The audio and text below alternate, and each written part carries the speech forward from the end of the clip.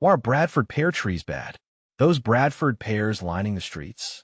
They sure look pretty in spring with all those white flowers, but let me tell you, they're a real headache. Every time there's a decent storm, giant branches come crashing down. It happened twice on my street last year. One took out a mailbox, and another almost clobbered a parked car. Plus, my gutters get clogged constantly with their messy fruit. I wouldn't plant one of those things in my yard, even if they paid me. They might be fast growers, but all that means is trouble down the line. Are Bradford pears edible? I tasted a Bradford pear once, just a curious nibble, and let me tell you, it was a big mistake. It wasn't poisonous, thankfully, but it was like trying to eat a mouthful of sour, perfume-flavored pebbles. There wasn't a hint of sweetness or juiciness, just a dry, bitter punch that left my tongue feeling weird. I've heard some folks can stomach them if they're made into preserves with a ton of sugar added, but honestly, there are so many delicious pear varieties out there. Why waste your taste buds on these? Are Bradford pears invasive? Absolutely. Those Bradford pears, everyone seems to have planted everywhere. They're like the kudzu of flowering trees. They sprout up all over the place from dropped fruit, crowding out other plants, and making it tough for native species to get a foothold. It's a shame because they look nice in spring, but seeing them popping up in the woods just makes me grumpy. I try to do my part by planting native flowering shrubs in my yard to attract butterflies and bees. They're way prettier and better for the environment in the long run. Do Bradford pears produce fruit? It depends. The classic Bradford pear, the one everyone planted for years, was supposed to be sterile. Seemed like a good idea at the time, no messy fruit dropping everywhere. But guess what? Nature finds a way. If there's another calorie pear variety nearby, even a different kind of Bradford pear, they can cross-pollinate and surprise you with a bumper crop of tiny, hard pears in the fall.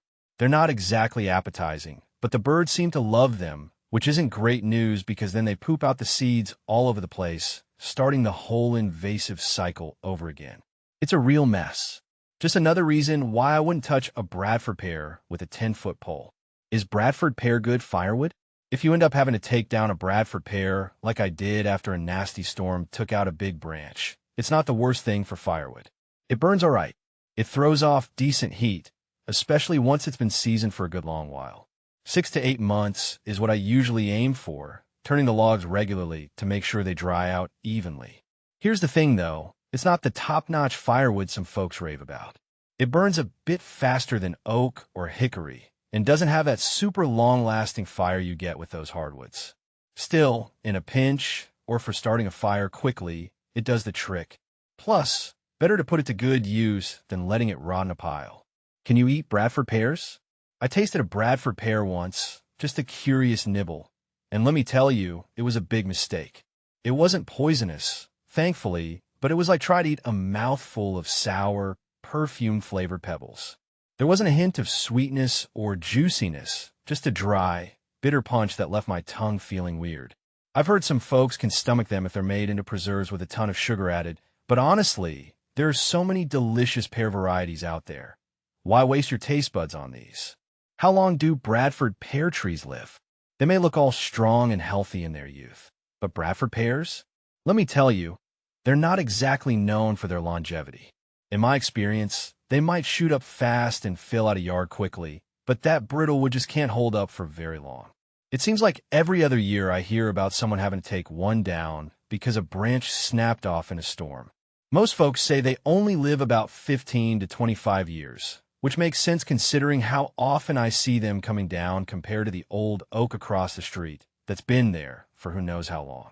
Pretty trees, sure, but not exactly built to last.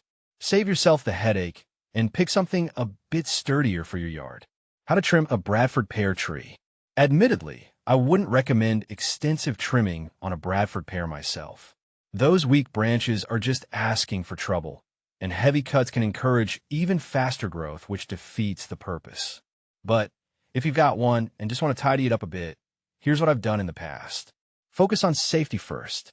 Always wear gloves and eye protection, and make sure your ladder is stable before going anywhere near the branches. Target dead or diseased branches first. These are an eyesore and a hazard, so get rid of them cleanly. Thin carefully. If branches are rubbing or seem crowded, Remove one of them to improve air circulation. Don't go crazy hacking away, though. Remember, these trees want to grow fast. Maintain the natural shape. Bradford pears have a rounded, vase-like look. Take out any branches that mess with that shape or hang too low over your head. Less is more.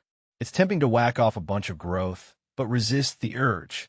Small, targeted cuts are better than big ones that might stress the tree. If you're unsure about anything, it's always best to call in a certified arborist. They've got the expertise to keep your Bradford pear looking its best, which, let's be honest, isn't saying much, and avoid any accidents with those weak limbs. What do Bradford pears smell like? Buckle up, because the smell of a blooming Bradford pear is not for the faint of nose. It's nothing like the sweet fragrance of, say, lilacs or honeysuckles. Instead, it hits you like a wave of, well, there are a few ways to describe it. Rotten fish. This is the most common comparison and pretty accurate. It's a kind of sickly sweet, decaying smell that can be quite overpowering, especially when there's a whole cluster of trees in bloom. Seaman, let's just say it's not an appetizing aroma. Some people find this description even more unpleasant than rotten fish. Just plain gross. Sometimes you can't categorize the smell neatly. It's a vaguely unpleasant, chemical kind of stink that makes you want to wrinkle your nose. Honestly, the best way to experience the joy of a Bradford pear's fragrance is to walk by a blooming one yourself. Just be prepared to hold your breath. Thankfully, the blooms don't last forever, but for that short period in spring, the air can be quite interesting. When do Bradford pear trees bloom? Bradford pear blooms. Those are the ones that blanket the whole neighborhood in a white cloud every spring. For me, it's a sign that warmer weather is finally here, even if the smell is a bit much. They're one of the earliest flowering trees around, usually bursting into bloom in early spring. Depending on the year and how warm it gets, you might see them starting to show off their flowers anywhere from late March to mid-April. The blooms themselves last for a couple of weeks, but if there's a late frost, it can nip the flowers in the bud literally. So pretty, but not the most reliable bloomer. What states have banned Bradford pear trees? Having dealt with Bradford pears in my yard for years, I can tell you a few states have finally wised up and banned them. It's about time. As of today, May 2nd, 2024, the following states have the axe to grind with Bradford pears. Ohio. They were the first to take a stand, banning the sale of these invasive trees back in January of 2023. Pennsylvania. Joining the fight in February of 2024, Pennsylvania also banned the sale of Bradford pears. South Carolina.